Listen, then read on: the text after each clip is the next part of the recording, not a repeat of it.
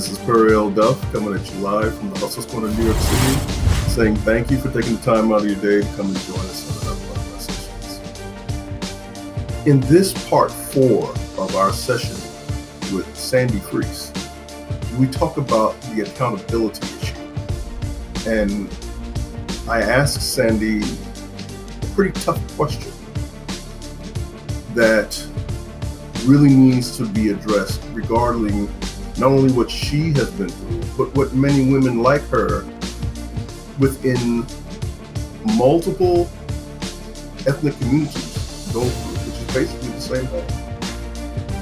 And the one thing we definitely talk about is why it is so important that our actions must be held accountable and why we need to be held accountable to our actions. So please join us.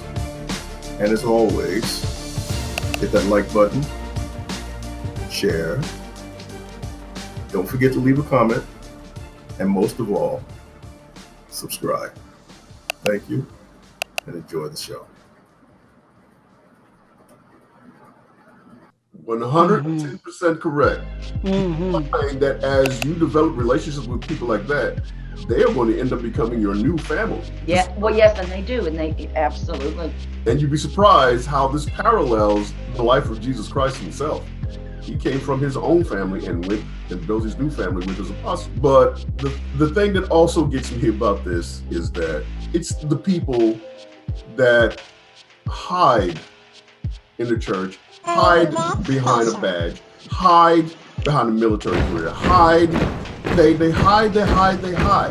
And you get so used to hearing and reading stories about this and meeting people like this that you really see just how weak and cowardly they really are. Do you think to this day, now before I ask this question, I want to address the audience again.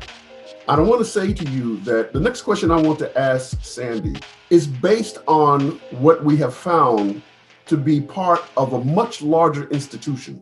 Some people will argue that it happened a long time ago, might as well let it go. I say that your sins, your desecrations, your things that you've done in the past, they're going to catch up with you sooner or later. If there's one thing I've learned, sooner or later, the things that you've done in the past, they want to catch up with you. Now, that brings me to the question that I want to ask you, Sam.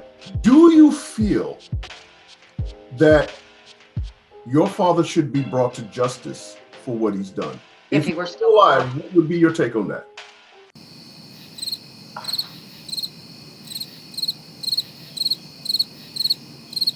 Wow, I'm tongue-tied. That doesn't really happen often.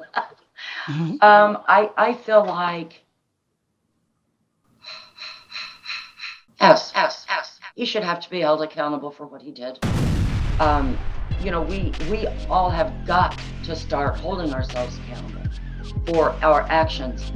Have you ever talked to someone that said something just really mean, horribly mean to you?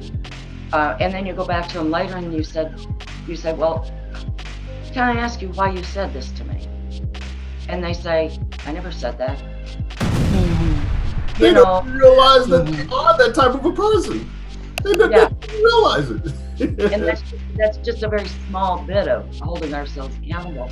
But until we learn to do that we have to. You can't move forward. And another thing is, I would imagine that he lived much of his adult life in fear, wondering if I was going to expose him, wondering, who in the church might I have told, or is this going to haunt him in the end? You know, I don't know if he felt that way, but I can imagine he probably did.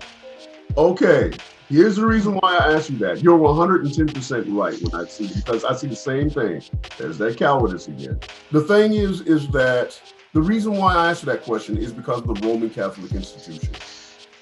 The Roman Catholic institution over the last 10 to 20 years has been found to have molested thousands of underage children. Now that they're like in their 20s, their 30s, their 40s, their 50s, they're coming forth.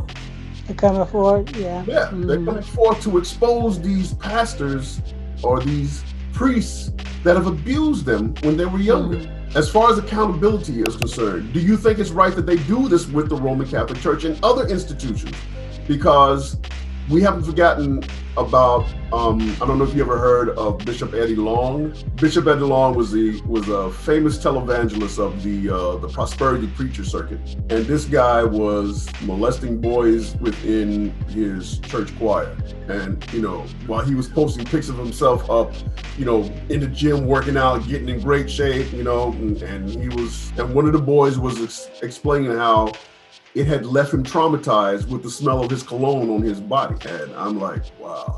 And I truly believe, I think the question is that I truly believe your father should have been held accountable. I really do if he were still alive. However, you know, you say that it would ruin his career, but maybe would you say that's what it would take to break that cycle of abuse?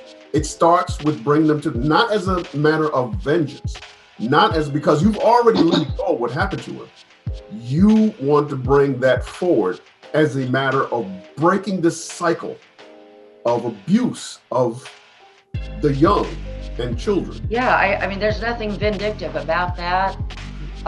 You know, and I believe I was his only victim in that way. Are you sure about that?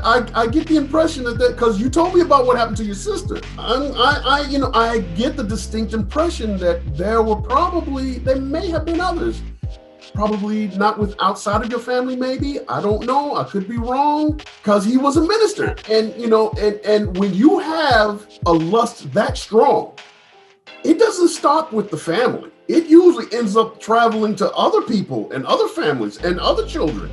You know what I mean? Remember, those Roman Catholic priests molested thousands of kids, thousands of them, all over the world. Do you know that your father was he was abused by your his parents, your grandparents? He was. He was? Yeah, he was never good enough. He worked like a mule growing up.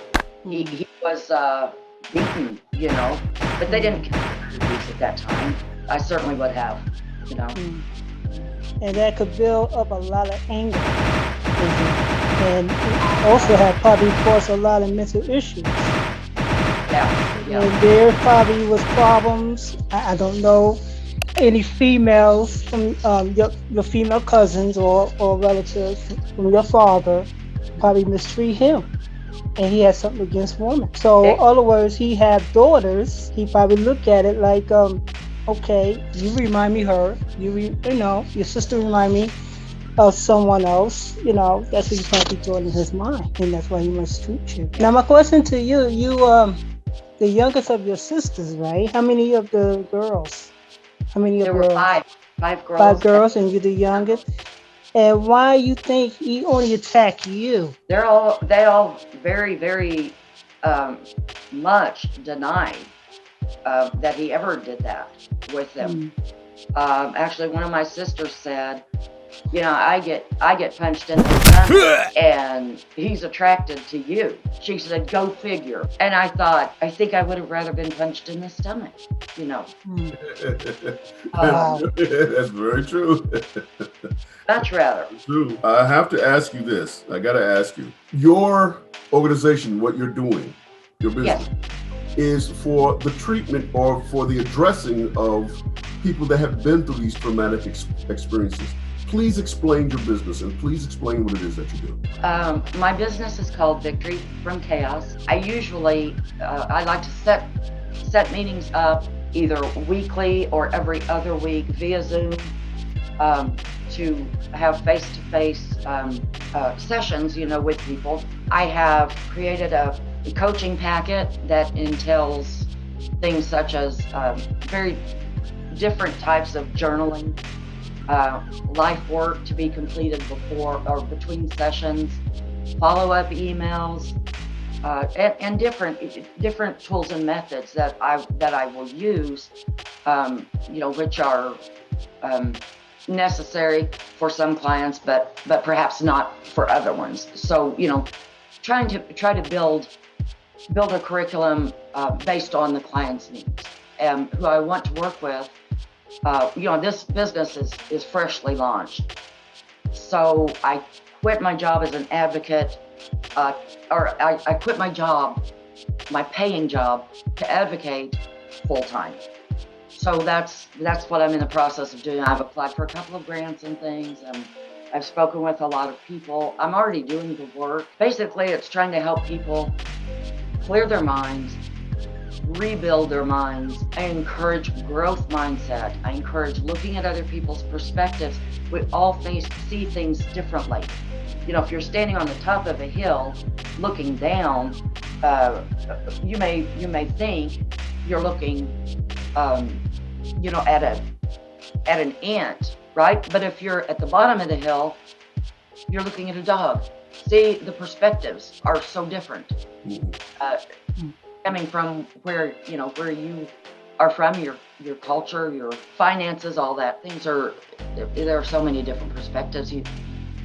So part of that is trying to help people see other perspectives and respect other perspectives. That doesn't mean they have to agree with those, but being able to be more accepting, and be accepting of themselves and love themselves. That's so they can move on. This concludes this session of the Hustler's Corner in New York City.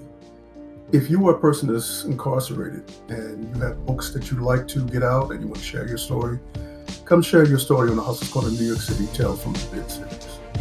If you are a person who has been wrongfully convicted of a crime that you did not commit and you want to share your story, come share your story on the Hustler's Corner New York City Victims of the System series. If you are a person who has been self-reformed, active in the community, came out of a past nefarious life to a more positive one, and you want to share your story, come share your story on the Hustler's Corner New York City Legends of the Hood series.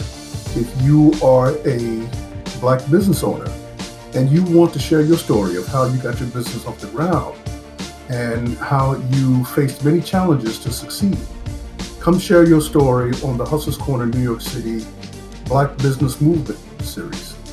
If you are a musician or an artist or a vocalist or a rapper, hip hop artist, and you want to share your story about your career and how you have grown it into success, come share your story on the Hustler's Corner New York City On the Grind series. And if you are a woman who has been through traumatic times in her life only to overcome them, come share your story on the Hustler's Corner New York City Lipstick Stories series. And if you're enjoying the show, please help us grow. Show your love. Like, share, leave a comment, and most of all, subscribe. Thank you for joining us. Looking forward to seeing you again. This is Perry Eldell from the Hustler's Corner, New York City.